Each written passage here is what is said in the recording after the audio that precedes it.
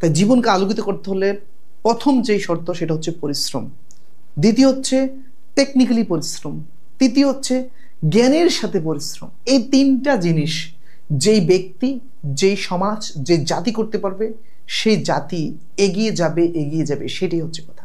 আজকে দেখেন ইরানের দিকে তাকান আর বাংলাদেশের দিকে তাকান। ইরান 1979 সালে ইসলামী বিপ্লবের মাধ্যমে তারা একটি নবরাষ্ট্র গঠন করে, ঠিক আছে। আর আমরা 1971 সালে রাষ্ট্র গঠন করি স্বাধীনতার মাধ্যমে। আমাদের দেখেন, আমাদের মিসাইল নিয়ে সোশ্যাল মিডিয়ায় ট্রল হচ্ছে যে কি ট্রাকের উপরে খাম্বা, এটা মিসাইল। তারপর হচ্ছে আমাদের হচ্ছে আপনার সুপারি গাছ, তাল গাছ, এগুলো মিসাইল দেখাচ্ছে।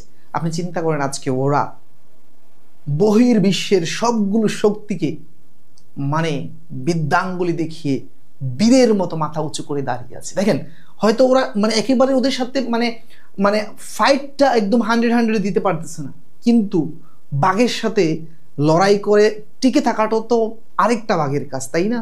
তো চিন্তা করেন যে যে ওরা যে কাজটা করতেছে এটা অনেক শক্তির কাজ।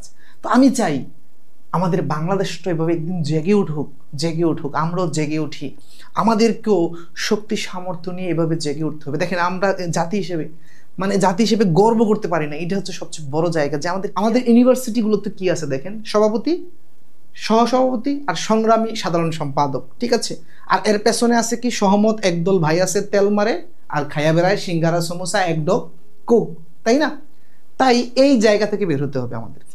আর আমাদের ইউনিভার্সিটির যারা টিচার আছে ওনাদেরকেও একটু এগিয়ে আসতে হবে গবেষণার দিকে, ঠিক আছে। আমরা তো গবেষণায় যে টাকা দেয় এই টাকাও দেখা গেছে আমরা অনেকে মায়েরা খাই ফেলি, তাই না? এরকমও তো আছে, কিন্তু এই জায়গা থেকে বেরিয়ে আসতে হবে।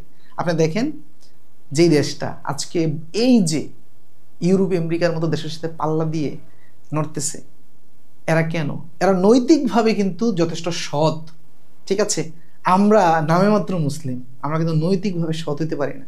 আজকে আপনি 10 জন ইউনিভার্সিটির টিচারকে ডাইকে আইন না, 10 কোটি টাকা দেন গবেষণার জন্য, হ্যাঁ বাড়ি বানাই ফেলবো, গাড়ি কিনে ফেলবো, বউ নিয়ে ট্যুরে যাইবো, ঠিক আছে। এই জায়গা থেকে আমাদেরকে বেরিয়ে আসতে হবে, সৎ জাতি গঠন করতে হবে, না হয় কোনোদিন মানে উন্নয়ন সম্ভব না, ঠিক আছে। এটা জাস্ট হচ্ছে কি মানে ওই যে আপনার লোক দেখানো উন্নয়ন, বিতর্কত কোনো উন্নয়ন না।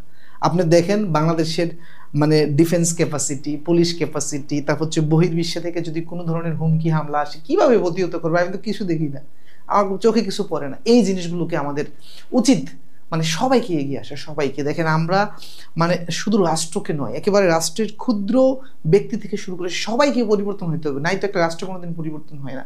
আমরা দেখেন আমরা তো মানে একটা লাভ ক্ষতির অঙ্ক চিন্তা করতে পারি না। আমি গণিত শিক্ষক হিসেবে অবাক হই, আমরা কিভাবে এইসব নতুন নতুন জিনিস আবিষ্কার করবো, ঠিক আছে। আমরা মানে পরীক্ষা যতটুকু আসে এতটুকু, এর বেশি আমরা পড়তেই চাই না। আপনি যদি মানে জ্ঞানের চর্চা না করেন, জ্ঞানের চর্চা ছাড়া কোনোদিন কখনোই কিছুই সম্ভব নয়, ঠিক আছে। এই যে ইরানের এই যে মানে বুজুর্গ ব্যক্তি, ঠিক আছে, নাম নিতে পারি না, নাম নিলেও কোনো ফেসবুকে সমস্যা হয়ে যায়, ঠিক আছে। ইরানের ওই বুজুর্গ ব্যক্তির কাছে এক বাচ্চা শিশু আসলো, ওই দিন একটা ভিডিও দেখলাম যে তার কাছে দোয়া চেয়েছে যে আমাকে যেন শহীদ হই, সেই দোয়া করুন।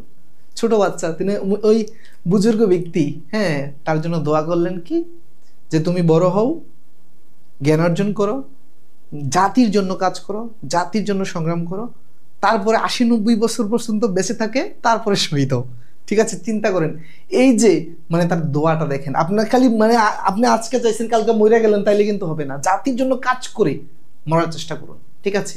এটা হচ্ছে সবচেয়ে বড় শহীদ ইনশাআল্লাহ। তো প্রিয় শিক্ষার্থীরা, আমরা জ্ঞানের চর্চা করব, জ্ঞানের চর্চা। দেখেন শুধু আমরা তো এমন আছে অনেকে যে আমি তো সরকারি চাকরি করব না, আমি কেন পড়াশোনা করবো, অনার্স মাস্টার্স করে খালি ঘরে খায় আর ঘুমায়। আমাদের মা বোনদের বলছি, মা বোনদেরকে জেগে উঠতে হবে। আপনি অনেকে মনে করতেছেন আমি তো চাকরি করব না, আমি কেন অঙ্ক পড়বো, আমি কেন ইংরেজি পড়বো, আমি কেন ইতিহাস পড়বো। আপনি যখন পড়বেন, আপনার যখন বেসিক ক্লিয়ার হবে, আপনার যখন জ্ঞানের জোরটা পানির মতো হবে, আপনি আপনার সন্তানকে শেখাতে পারবেন। আচ্ছা দেখেন তো, আপনি অনার্স মাস্টার্স করছেন, আপনার ছেলে মেয়েকে ক্লাস 7-8 একটা অঙ্ক করাইতে পারবেন?